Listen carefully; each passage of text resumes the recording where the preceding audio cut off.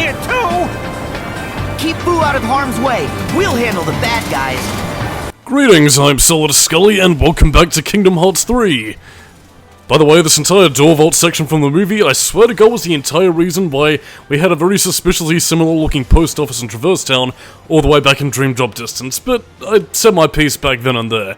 In the meantime, though, we do actually get one of the coolest set pieces of the movie, the door vault. Yes, an infinite gateway to a number of different worlds, right here at our fingertips. But yeah, this is another rail-grinding sugar-me-doo where we'll be grinding across multiple rails, defeating the Heartless and getting somewhere, fulfilling the objective to find somebody's door. Because that's pretty much all we got to our names at the moment.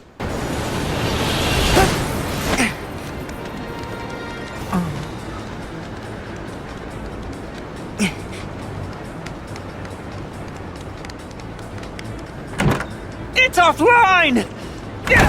We have to power it up! More bad guys! Don't worry, I'll watch Boo. Okay. Yeah. Sora, we gotta make Boo laugh to open the door.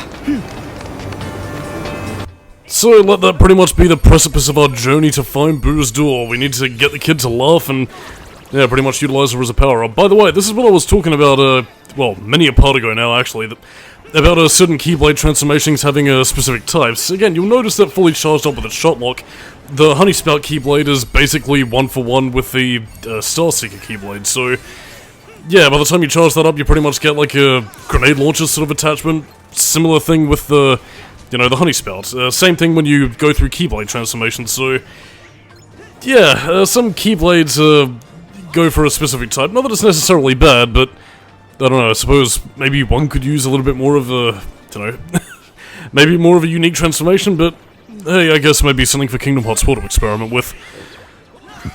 But yeah, this is basically a fill up the bar mission sugar-me-doo in terms of getting the kid to laugh to power up the door, in which case it's basically just getting enemies to fight. And even though this is very much another case of, you know, sort of making your way towards an area akin to, you know, the whole Frozen Land thing of find Elsa, get to castle, climb up the mountain again, at least this way, well, you know, Sora, Donald, and Goofy can interact with the characters, and in turn, you know, we're actually trying to accomplish a goal here, you know, protecting a kid. It's much more important than just being given the runaround.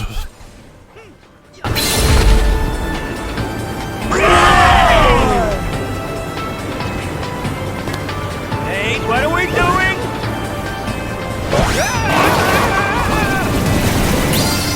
Whoa, I'm dizzy.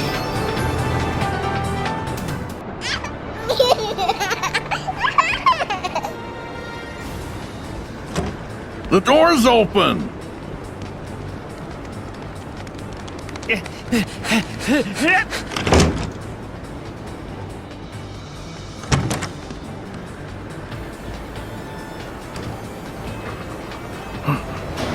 Whose door?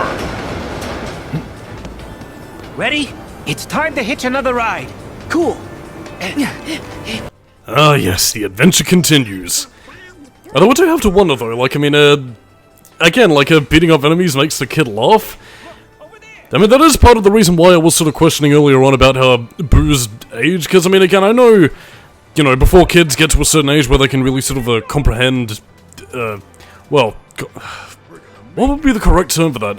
I wouldn't say comprehend sentience, but I suppose, comprehend a sense of right and wrong? I don't know, I guess maybe, oh look, a sequence of things happening, you know, in that way that toddlers usually are, like, oh look, Uncle Skully did a funny and cracked his head open and now he's bleeding, cherry blossoms everywhere. I guess maybe that's sort of the logic they're going after, you know, with how we're beating the Heartless. I don't know. Either way, we get the kid to, you know, have her 7 chuckles, and that's pretty much how she rolls. And yeah, not much else to really find. Again, I am also going out of my way to sort of find a few hidden secrets and treasure chests here and there, so... Excuse me.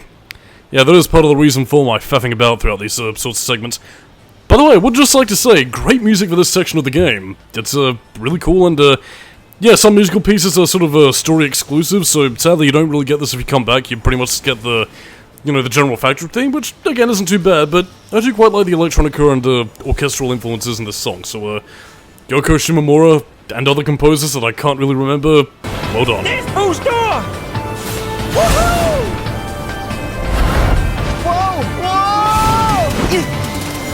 Wowzers! By the way, for those of you who enjoy binge drinking out there, yes indeed, have a drink every time everybody brings up, oh, we've got to get to Boo's door, because by God, you're gonna get fucking sick of that by the end of this world, but... I mean, again, I will say, you know, trying to protect a kid, I understand, I get it, but, at the same time, they also sort of restate your objectives so much that it becomes kind of annoying. But anyway, like, I mean... Yeah, I mean, there are things bigger going on, particularly if you saw at the end of the last part with, you know, Randall bopping about. You know, he was banished at the end of the original Monsters, Inc. film, and, yeah, he's pretty much our main antagonist of the now, which I suppose, you know, while we still have time to commentate. Yeah, Randall's whole deal. Yeah, basically, you know, in the first film specifically, he was pretty much, he was a scarecrow and pretty much in competition with, you know, Sullivan. And basically he was using sorted methods in order to get it. In this case, he was building a scream extractor, which basically would have extracted the screams out of kids by means of, well, quite literally sucking the air out of them.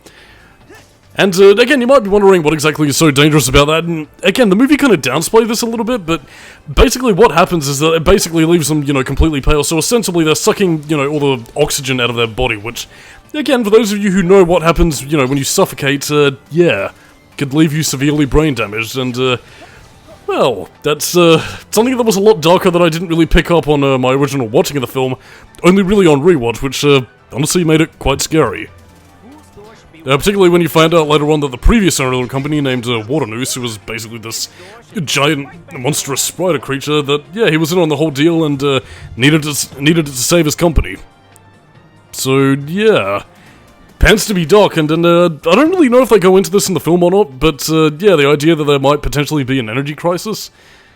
I don't know, I suppose it was kind of lucky that they discovered laugh energy as a veritable source and one more powerful than Scream.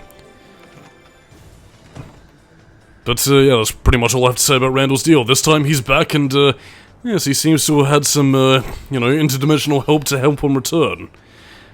But yeah, we'll be seeing that, and who exactly helped him towards the end of the part, and if the unversed aren't as much of a clue, well then, stay tuned. But yeah, in the meantime though, we pretty much have a lay of the land, searching the factory. Yeah, that's an example of the flan, stuff that's gonna be part of the cleanup video.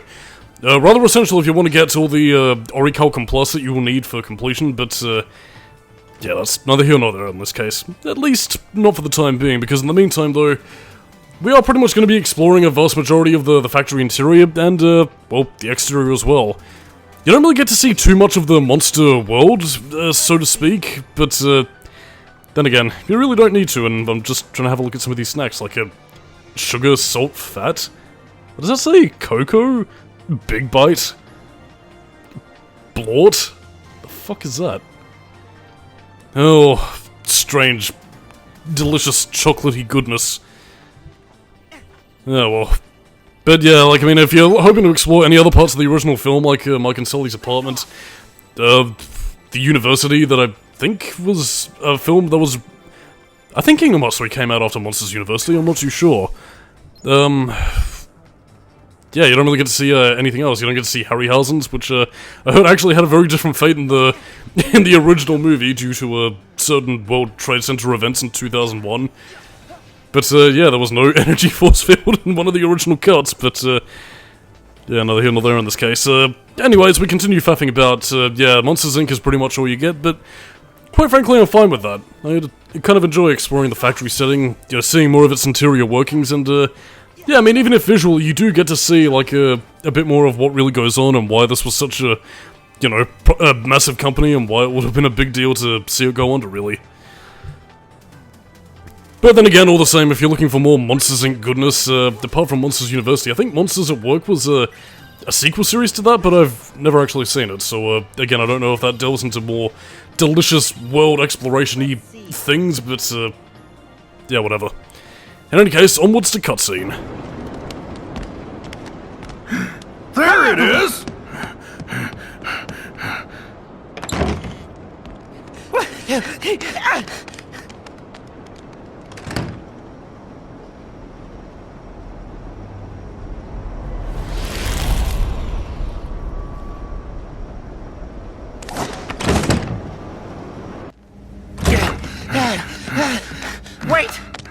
How'd we take a wrong turn?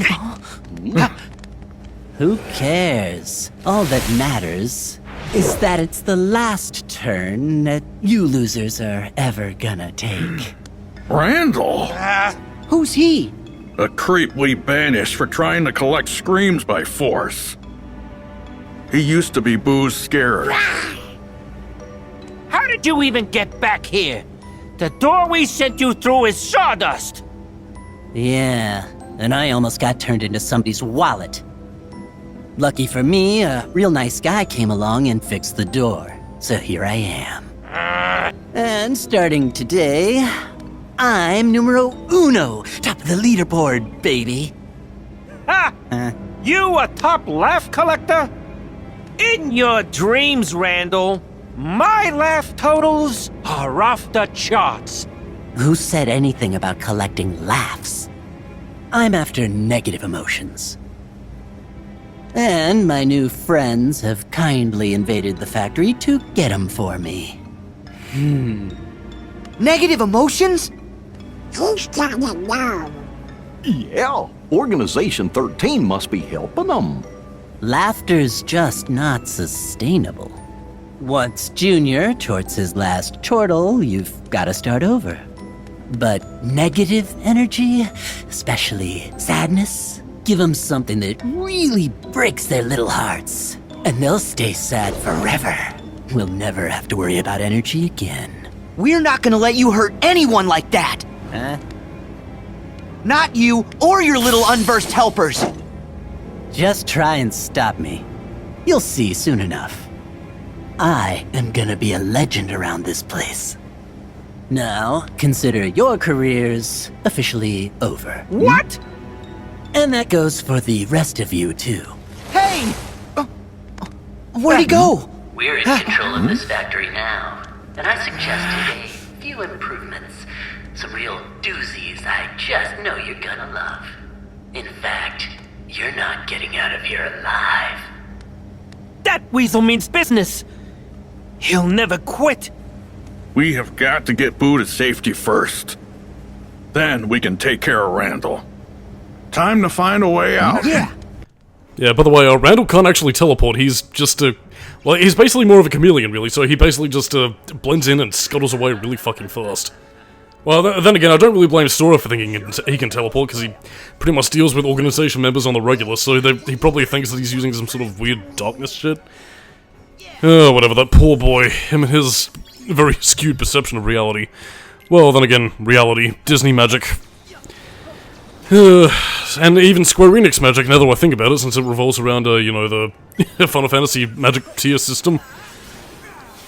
But yes, it's here where we get to use the Frozen Land Keyblade, which isn't too bad, although, again, its main transformation is primarily the, you know, the claw blades that were similar to the second transformation of what you got from My Favorite Deputy, so... Yeah, like I said beforehand, some Keyblade transformations go for a certain type, but that's really about it.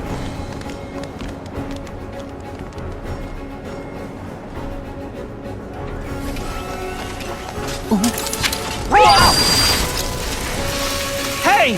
What's with the machines? They've gone totally bonkers! There's no way we can take Boo through here safely. This must be what Randall meant by improvements. Nothing we can't handle. Yep.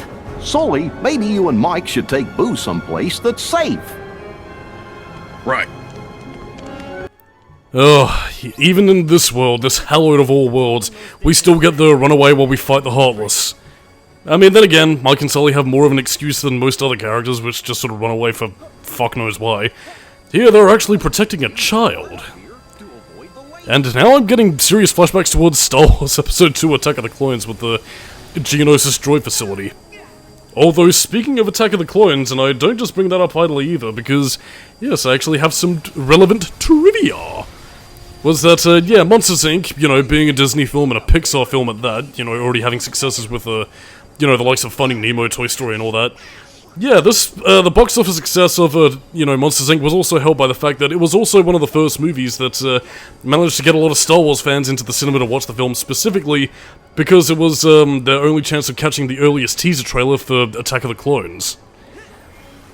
And you might be wondering why the fuck would you want to go to the cinema just to get a trailer for a movie, but again, bear in mind, 2002, internet was still relatively in its infancy, and again, given that this was back during the days when, you know, hard drives could barely save, you know, even a 30-second video clip, yeah, your main way of catching previews was either catching them on television or going to the cinema where they'd pretty much play like a, you know, I'd say like a 5 to 10 minute highlight reel of, you know, movie trailers coming out at the time.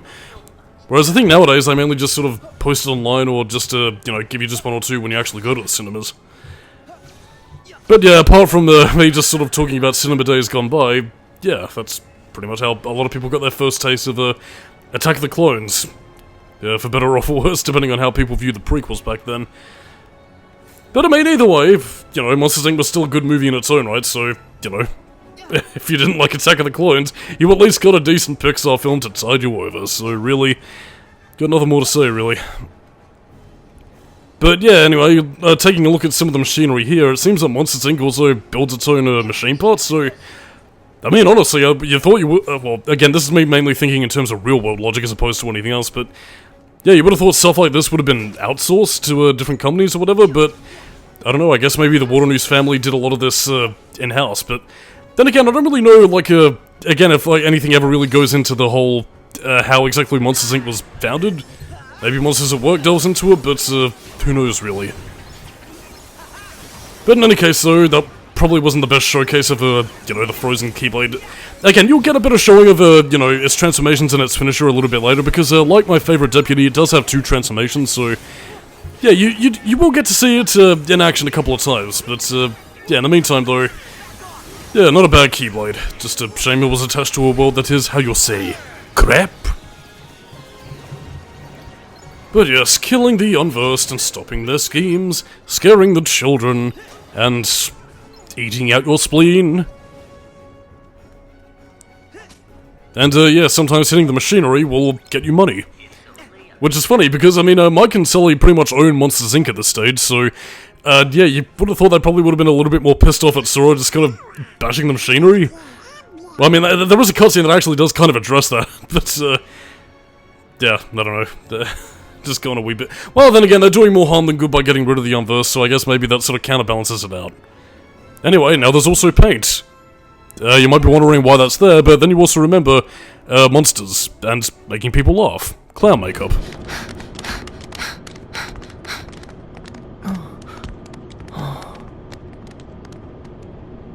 Great! The power's out again!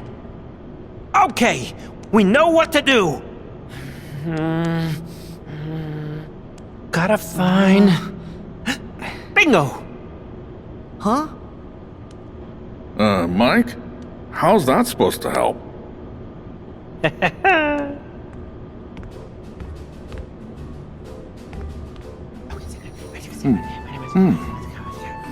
That's good! Yep, take it away. Nice try, Mike. What? I'm not doing this Wait. alone. Hey, you, not me. Come on. Sully. Whoa. No, stop. Sully. Not what I had in mind.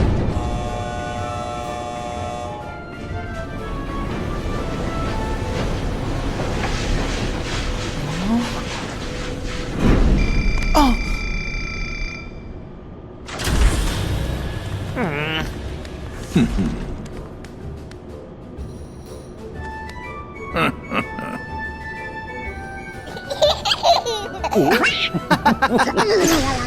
Oh!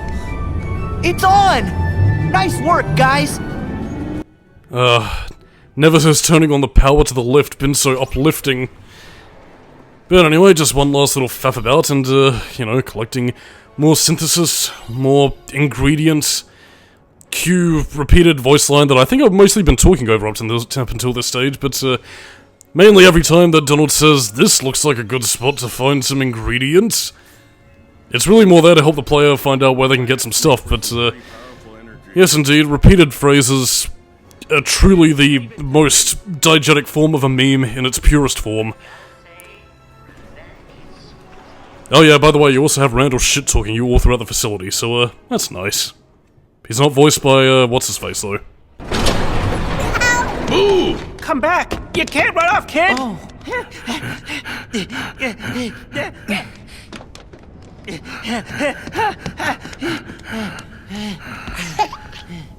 Kitty!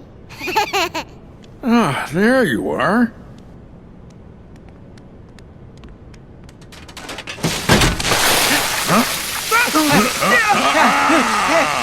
Oh, that paint was kind of growing on me. Woo! This is way better. Ah, hey, no. Would you cut that out? Kitty! Ah! Boo, come here. Sully, let's get her out of here.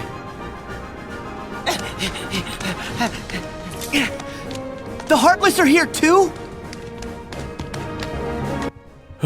Even while we're taking a shower, the Heartless still appear. But, yeah, Steve Buscemi, that's the name of the guy who voiced Randall in the movie. Don't know who was voiced in here, but, yeah, that's neither here nor there in this case. I will say, though, that going through this level is actually making me have a serious hankering for playing, yet another Monsters Inc. game I played during my childhood, and I don't know if it might have been titled something else in other parts of the world, but the one that I remember was for the PC. I think it was called Monsters Inc. Scare Island, but I think it might have been called Scream Team for the PlayStation 1 or other parts of the world.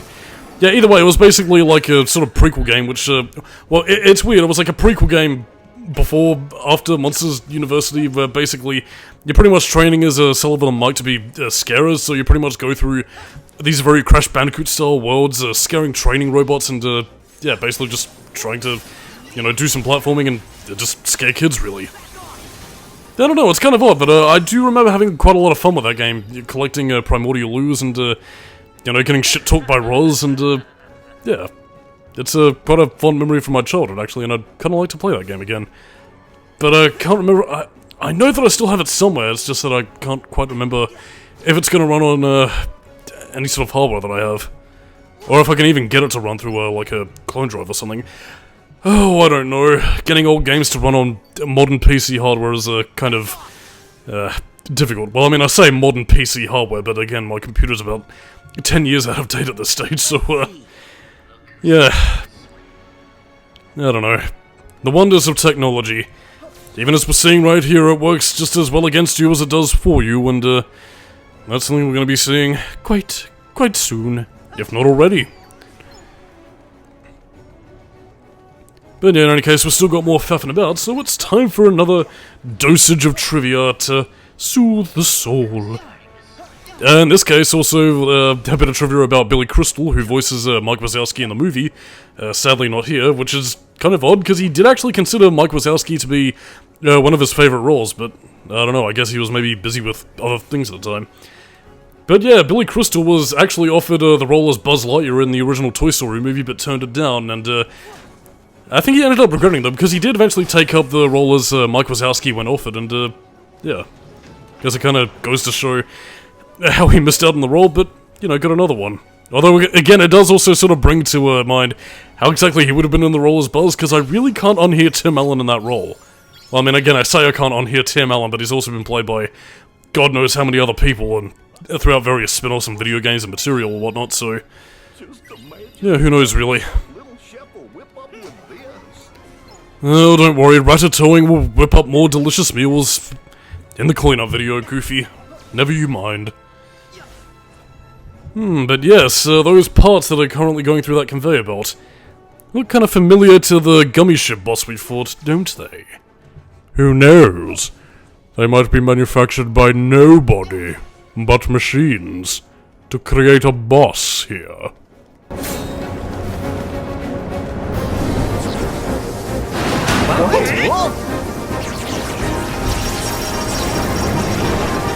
Now it's electric fences? Here we go again. It's funny to think that if Kingdom Hearts was released on something like the NES or SNES or whatever, in traditional Final Fantasy style, that a lot of this sort of thing would have been done with the, phases into enemy battles. Which, again, I guess delves into, Final Fantasy's origin as a bootleg D&D clone, but, acquiesced, really. Yeah, by the way, this is pretty much your second transformation, where you basically get the ice skates for your Keyblade, and, yeah, this is the finisher. You'll be seeing a little bit more of the second transformation a little bit later, but I wanted to show off the finisher, just in case, you know, you didn't get to see the ice chandelier, for lack of a better phrase. Roar, I'm scaring you. Grr. And so, more faffing about. Don't really have much more to say. The electric fences are down. We can pretty much collect whatever synthesis items we need to, and, yeah, it was very much just sort of a one-time room with a bizarre penalty mechanic. Well, penalty mechanic if you get close to it, but, yeah. No, well, I mean, it made things slightly more interesting. I mean, it kind of utilized the smaller Heartless in a way that was, you know, kind of deadly in how they can affect the environment. Kind of wish the game did more of that, to be perfectly honest.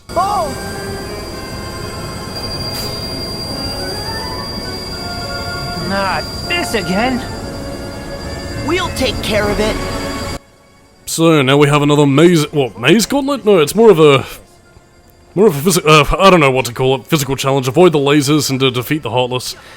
And enjoy your time just, battling against evil, really. While Randall shit-talks you. Circus music, plump. But yeah, that's pretty much our factory theme of the Ouchers. Oh, dear.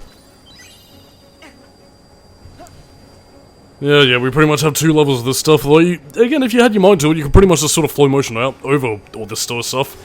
Although, then again, whenever you get to use these little hiding segments right here, you do also get an opportunity to utilize your, Keyblade Laser Sugar-Me-Doo, which, I mean, again, it's all like, I mean, again, the Keyblade is capable of firing, beams of light, and, it's kind of surprising that the series didn't do more to sort of incorporate it outside of the, well, shot locks or anything else, really. I don't know, I thought it would have been quite cool to use the Keyblade light beam to, you know, do some damage against your enemies, but guess not. Ah, delicious water that contains soothing crystal. Oh, well, I mean, water is soothing. I mean, you know.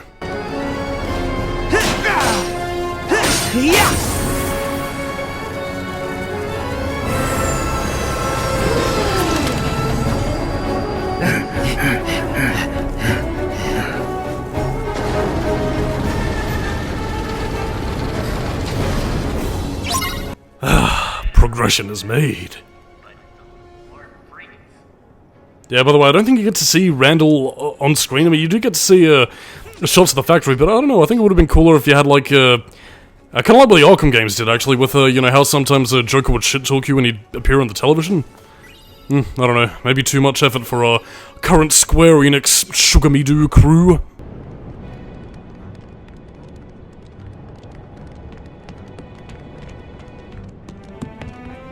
Once we get through here, we're clear. Yep, this is the central control unit for the whole factory. Now what do you say we get out of here? Let me. Whoa! Hey, show a little finesse!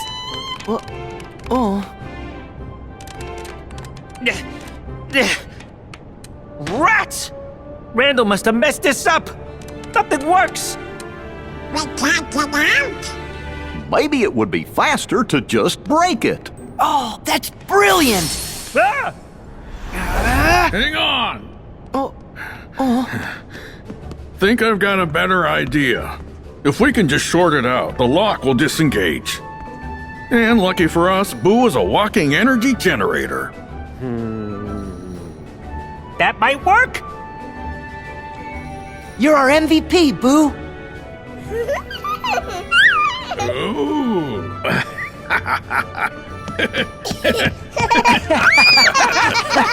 Whoa!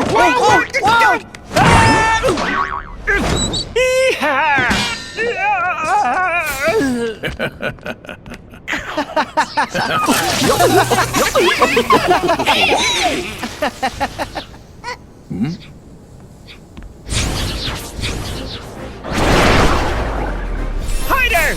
I'm on it. Here we go again with another Let's Get Boo to Laugh Sugar-Me-Doo. Well, speaking of the kid herself, I might as well get to some trivia about her. Yeah, Boo actually does have a name. After doing a bit of research, her name is actually Mary, after her voice actress Mary Gibbs. And, yeah, believe it or not, keeping with Disney's whole idea of using actual children to voice kids, yeah, she was, her father was Rob Gibbs, who was also the storyboard artist in the film, so that's, you know, pretty much how this young toddler got the role. But I mean, yeah, I think out of all the companies that I've ever really seen, Disney is the only one to really sort of cast kids as, well, kids their own age, really. I mean, depending on the role, obviously. I mean, there are obvious benefits and, you know, bonuses to having, you know, actual adults voice children, namely that they can actually act, but yeah, again, the benefit to having kids, you know, voice them actual selves is that, you know, you sort of get that, like, tone and cadence that, you know, kids talk like that, most adults can't really... Well, I mean, they can recreate it, but it doesn't quite, sound right, for lack of a better phrase. But yeah, some pretty interesting stuff I actually learned about the voice acting of, you know, Mary Gibbs in terms of her voice as Boo, but, I think we'll save that for the next part, because, yeah, we still got a lot more to go through before we finish off all these unversed boss fights. There we go. The pirate ship. God knows what the kid's gonna be thinking seeing all this fucking shit. God, I'd imagine it'd be fucking sensory overload, or, I don't know, kid would start running around like it's a bloody circus. Well, I mean, that would be if she wasn't so terrified by the bloody unverse, but then again, negative emotions made flesh. He has a reason to be frightened. There we go. Oh, so many options we've unlocked throughout our combat. There we go. Thundaga! Second form! And now we can finally have the coup de grace. Kerblamo! And then of course we finish off by using Mike as a bowling ball. Get it? Because he's round. And I swear to God it's like the inspiration for like one of those dungeon monsters. Whatever. Anyway, cutscene go now. It's no use! We need a bigger burst of laughter! Would you care to do the honors? I'd love to! Ha! Pa! Pa! Pa! Pa! Pa! Pa! Pa! Pa! Pa! Pa! Pa! Pa! Ta-da! 40 love! Game and set! I'm not cut out for this racket. Come on, it's a tennis joke. Should I have gone with ping pong? Nothing could have saved that one. Wait! Wow! Nobody move! I dropped my contact! I don't think Boo's gonna get it, Mike. Do you get it? Yeah, it's 'cause his eye's so big. The joke is, you can't lose a contact the size of a dinner plate. Oh, fine! Aren't you supposed to be good at this? I am once I'm warmed up. Sora, do the funny face special. Huh? What? If you insist.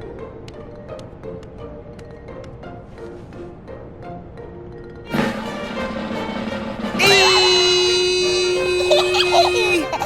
Everybody join in!